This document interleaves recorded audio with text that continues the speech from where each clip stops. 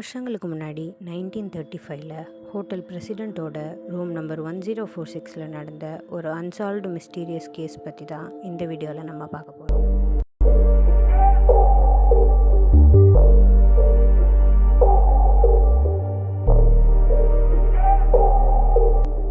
January 2, 1935 Wednesday மதியம் 1:20க்கு Ronald D ஓவன்ற ஒருத்தர் United ஸ்டேட்ஸில் இருக்க கான்சஸ் சிட்டியில் ஹோட்டல் பிரசிடெண்ட்டோட ரூம் 1046ல் செக்இன் பண்ணுறாரு. அவர்கிட்ட ஒரு சீப்பு அண்ட் டூத் ப்ரஷ் தவிர வேறு எந்த லக்கேஜும் இல்லை.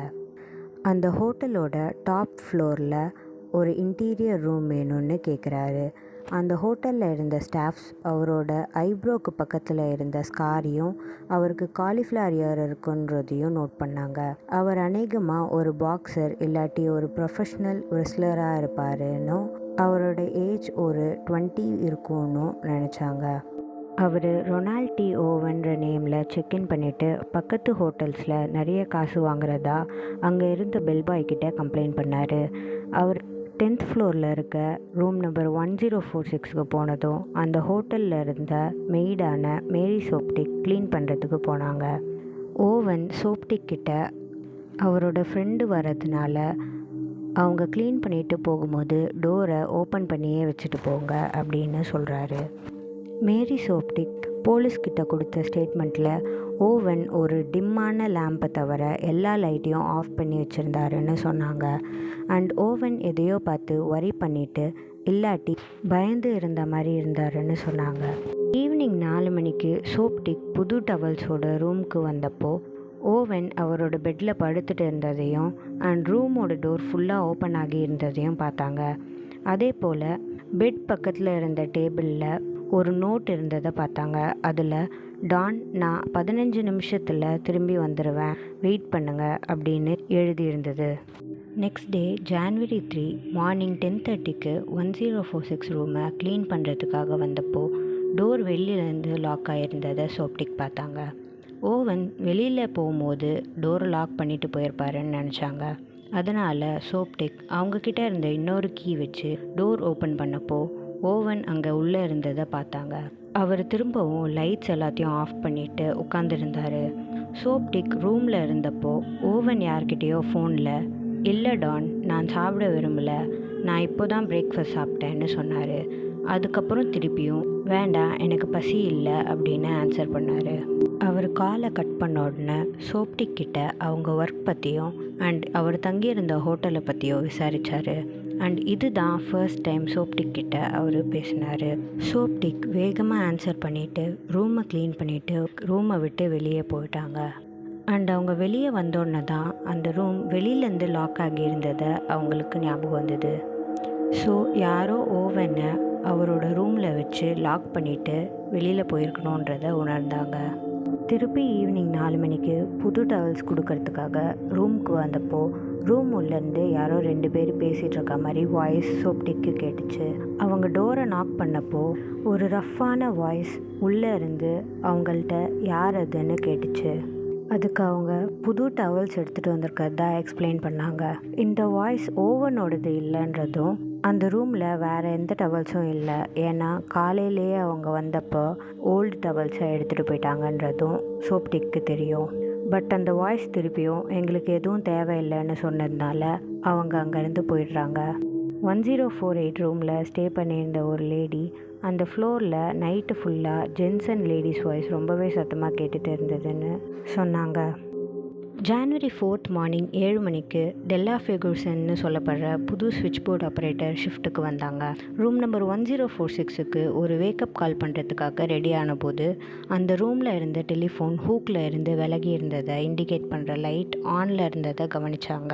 2 டேஸ்க்கு முன்னாடி ஓவனை அந்த ரூமுக்கு கூட்டிகிட்டு போன பெல்பாயான ப்ராப்ஸ்ட் அங்கே ஷிஃப்ட்டில் அப்போ இருந்தார். ஸோ அவர்கிட்ட போய் அதை சரி பண்ணிட்டு வாங்கன்னு அனுப்பி வச்சாங்க. அவர் அங்கே ரூமுக்கு போய் பார்க்கும்போது டோர் லாக் ஆகி இருந்தது அண்ட் டோர் நாபில் டு நாட் டிஸ்டர்ப் சைன் இருந்ததை பார்த்தாரு. ரொம்ப நேரம் நாக் பண்ணதுக்கப்புறம் உள்ளே இருந்து ஒரு வாய்ஸ் அவரை உள்ளே வர சொன்னிச்சு. பட் டோர் லாக் ஆகி இருந்ததுனால அவரால் உள்ளே போக முடியல. திருப்பி சத்தமாக நாக் பண்ணப்போ அந்த சேம் வாய்ஸ் அவரை லைட் ஆன் பண்ண சொன்னிச்சு. பட் அவரால் இன்னுமே உள்ளே போக முடியல. ஸோ ஃபைனலாக அவர் டெலிஃபோனை ஹூக்கில் வைங்க அப்படின்னு சொல்லி கத்தி சொல்லிவிட்டு அங்கேருந்து போயிடுறாரு. ரூம் 1046 இருக்க கெஸ்ட் குடிபோதையில் இருக்கணும், அதனால் கொஞ்ச நேரம் நம்ம வெயிட் பண்ணணும்னு ப்ராப்ஸ் டெல்லா கிட்ட சொல்கிறாரு. மார்னிங் 8:30க்கு டெலிஃபோன் இன்னும் ஹூக்கில் இல்லாததுனால இன்னொரு பில்பாயான ஹேரோல்ட் பைக்கை 10th ஃப்ளோருக்கு டெல்லா அனுப்புனாங்க. அவர் போனப்பவும் அதே மாதிரியே டோர் லாக்காக இருந்தது. Do not disturb sign door நாப்பில் இருந்தது. பட் பைக் கிட்ட இந்த வாட்டி கீ இருந்ததுனால அவர் அன்லாக் பண்ணி உள்ளே போனார். ரூம் உள்ளே போன பைக் ஓவன் ட்ரெஸ் எதுவும் போடாமல் குடிபோதையில் படுத்துட்டு இருந்ததை பார்த்தாரு. ஹால்வேல இருந்து வந்த லைட்டை வச்சு பெட்டில் சில ஸ்பாட்ஸ் டார்க்காக இருந்தது தெரிஞ்சுது. ஆனால் அவர் ரூமில் இருந்த லைட்டை போடாமல் டெலிஃபோன் ஸ்டாண்ட் கிட்ட போனார். அங்கே டெலிஃபோன் தரையில் இருந்ததை பார்த்துட்டு அதை எடுத்து ஸ்டாண்டில் வச்சு செட் பண்ணிவிட்டு ரூமை விட்டு வெளியில் போயிடுறாரு. மார்னிங் 10:30க்கு வேறு ஒரு சுவிட்ச் போர்டு ஆப்ரேட்டர் ரூம் 1046 இருக்க டெலிஃபோன் ஹூக்லேருந்து விலகி இருந்ததுன்னு ரிப்போர்ட் பண்ணாங்க. ஸோ அங்கே என்ன நடக்குதுன்னு பார்க்குறதுக்காக திருப்பியும் ப்ராப்ஸ்ட்டை அங்கே அனுப்புகிறாங்க. Do not disturb sign door நாப்பில் இன்னும் இருந்தது. பட் ப்ராப்ஸ் கிட்ட இப்போது கீ இருந்ததுனால அவர் டோர் நாக் பண்ணியும் எந்த பதிலும் வராததுனாலையும் அவர்கிட்ட இருந்த கீ வச்சு டோர் ஓப்பன் பண்ணி உள்ளே போய் பார்த்தப்போ ஓவன் டோர்லேருந்து 2 அடி தூரத்தில் கீழே விழுந்து கிடந்ததை பார்த்தாரு. அண்ட் அவரோட தலை ஃபுல்லாக பிளட்டாக இருந்தது. ப்ராப்ஸ்ட் அந்த ரூமில் இருக்க லைட்லாம் ஆன் பண்ணிவிட்டு ஃபோனை ஹூக்கில் வச்சுட்டு பார்க்கும்போது அந்த ரூமில் இருந்த வால்ஸ் அண்ட் பாத்ரூமோட வால்ஸ் எல்லாம் பிளட்டாக இருந்ததை பார்த்தாரு. ப்ராப்ஸ்ட் உடனே கீழே ஓடி போய் ஃப்ரண்ட் டெஸ்கில் ஹெல்ப் கேட்டார். அங்கே இருந்த அசிஸ்டன்ட் மேனேஜரோட அவர் திரும்பி வந்து பார்த்தப்போ அவங்களால டோரை 6 inches மட்டுமே ஓப்பன் பண்ண முடிஞ்சுது. ஏன்னா ஓவன் அங்கே படுத்துட்டு இருந்தார். ஃபைனலாக ஓவன் அவராகவே எழுந்து பாத்ரூமில் இருக்க பாத்டப்போட எட்ஜில் உட்காந்தாரு. அதனால் அவங்களால உள்ளே போக முடிஞ்சுது. உடனே அந்த அசிஸ்டன்ட் மேனேஜர் போலீஸை கூப்பிடுறார். அண்ட் கேன்சர் சிட்டி ஜென்ரல் ஹாஸ்பிட்டலோட டாக்டர் ஹேரோல்ட் ஃப்ளாண்டர்ஸ் அவங்களோட ஜாயின் பண்ணுறாரு. ஓவனோட கழுத்து மணிக்கட்டு அண்ட் கணுக்காலெல்லாம் கட்டி இருந்தது. அவர் தலையில் நிறைய டைம்ஸ் தாக்கப்பட்டிருந்தார். அவரோட ஸ்கல் ஃப்ராக்சர் ஆகி இருந்தது. அவரோட செஸ்ட்டில் நிறைய வாட்டி குத்தி லங்ஸில் ஹோல்ஸ் இருந்தது. அவரோட கழுத்தை நெரிச்சதுக்கான சிராய்ப்பு இருந்தது. டாக்டர் ஃப்ளாண்டர்ஸ் ஓவனோட ரிஸ்டில் இருந்த கார்டை கட் பண்ணிவிட்டு அவர்கிட்ட இதெல்லாம் யார் பண்ணதுன்னு கேட்டதுக்கு ஓவன் யாரும் இல்லைன்னு ஆன்சர் பண்ணார். அப்படின்னா இந்த அடிலாம் எப்படி வந்ததுன்னு கேட்டதுக்கு அவர் பாத்ரூமில் வழுக்கி விழுந்து பாத்டப்பில் தலையை இடிச்சுக்கிட்டேன்னு சொன்னார். நீங்கள் சூசைட் பண்ண ட்ரை பண்ணிங்களான்னு கேட்டதுக்கு அவர் இல்லைன்னு சொன்னார். உடனே ஓவன் சுயநிலை இழந்ததுனால ஹாஸ்பிட்டலுக்கு கூட்டிகிட்டு போனாங்க. அவர் ஹாஸ்பிட்டலுக்கு ரீச் ஆகும்போது டோட்டலாக மயங்கி இருந்தார். And January 5th midnight oven இறந்து போயிடுறாரு. டாக்டர்ஸ் ஓவனோட பாடியை ஆட்டாப்சி பண்ணி அவரோட காயங்களால் தான் அவர் இறந்து போனாருன்னு சொன்னாங்க. ஓவனோட பாடியில் இருந்த இன்ஜுரிஸ் அவரை கண்டுபிடிக்கிறதுக்கு 6 to 7 hours முன்னாடியே செய்யப்பட்டிருக்கோன்னு சொன்னாங்க. டிடெக்டிவ்ஸ் 1046 ரூமை சர்ச் பண்ணி பார்க்கும்போது ஓவனோட எந்த திங்ஸும் அங்கே இல்லை. அண்ட் எந்த வெப்பன்ஸும் நைஃபும் இல்லை. பட் ஓவனோட செஸ்ட்டில் குத்தி இருந்த காயம் இருந்ததுனால இது சூசைட் இல்லைன்னு டிடெக்டிவ்ஸ்க்கு தெரிஞ்சது. ரூமை ஃபுல்லாக செக் பண்ணதில் ஒரு hair pin, safety pin, unsmoked cigarette and ஒரு full bottle diluted sulphuric acid இருந்தது. இதெல்லாம் எவிடன்ஸாக இருக்கலான்னு டிடெக்டிவ்ஸ் நினச்சாங்க. அண்ட் 4 ஃபிங்கர் பிரிண்ட்ஸை கண்டுபிடிச்சாங்க. அந்த ஃபிங்கர் பிரிண்டில் ஒன்று ஃபோனில் இருந்தது. சின்னதாக இருந்ததுனால அது ஒரு லேடியோட தான் இருக்கலாம்னு டிடெக்டிவ்ஸ் நம்பினாங்க. அண்ட் அந்த ஃபிங்கர் பிரிண்ட் ஓவன் ஆர் அந்த ரூம்குள்ளே வந்த ஹோட்டல் ஸ்டாஃப்ஸ் யாரோட ஃபிங்கர் பிரிண்ட்ஸ் கூடயும் மேட்ச் ஆகலை. அந்த ஹோட்டலில் இருந்த ஸ்டாஃப்ஸ் அவர் லாஸ் ஏஞ்சலஸை சேர்ந்தவர்னு ஓவன் அவங்கள்ட்ட சொன்னதாக சொன்னாங்க.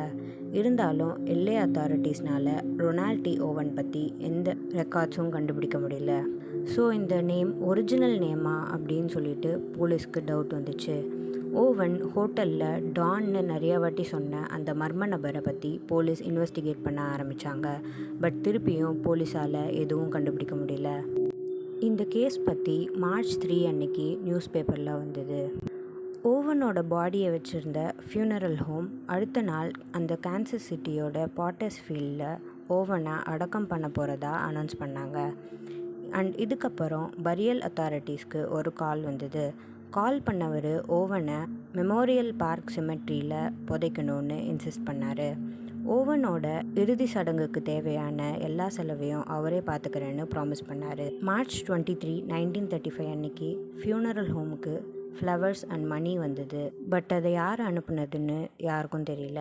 அண்ட் அந்த ஃப்ளவர்ஸ் கூட ஒரு கார்டு இருந்தது. அதில் லவ் ஃபார் எவர் லூயிஸ்னு எழுதியிருந்தது.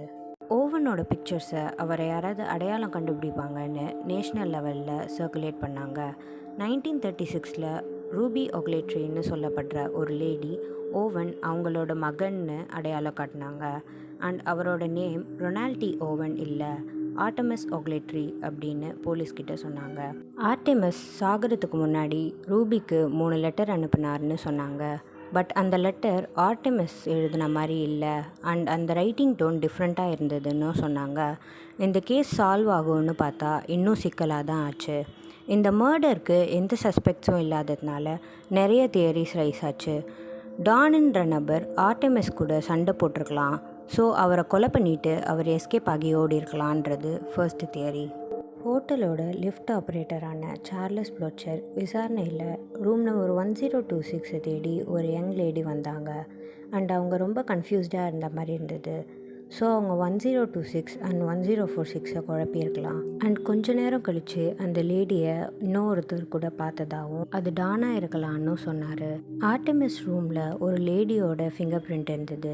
ஸோ இந்த லேடியும் டானும் சேர்ந்து ஆர்டெமிஸை கொலை பண்ணிவிட்டு எஸ்கேப் ஆகியிருக்கலான்றது செகண்ட் தியரி. ஆர்டெமிஸ் அவரோட வருங்கால ஃபியான்சேவை ஏமாற்றிருக்காரு. ஸோ அவங்க ஃபியான்சே அவங்களோட பிரதரோடு சேர்ந்து ஆர்டெமிஸை கொலை பண்ணியிருக்கலான்றது தேர்ட் தியரி. யாரையும் பனிஷ் பண்ணுறதுக்கு போதுமான எவிடன்ஸ் இல்லை. அண்ட் இந்த மிஸ்டீரியஸ் மர்டரில் சம்மந்தப்பட்ட மற்ற கேரக்டர்ஸை பற்றி போலீஸால் எதுவும் கண்டுபிடிக்க முடியல. ஸோ இன்றைக்கி வரைக்கும் இந்த ரூம் நம்பர் 1046 இருந்த ஆர்டெமிஸ்க்கு என்ன நடந்ததுன்றது யாருக்கும் தெரியாத மிஸ்ட்ரியாக இருக்குது.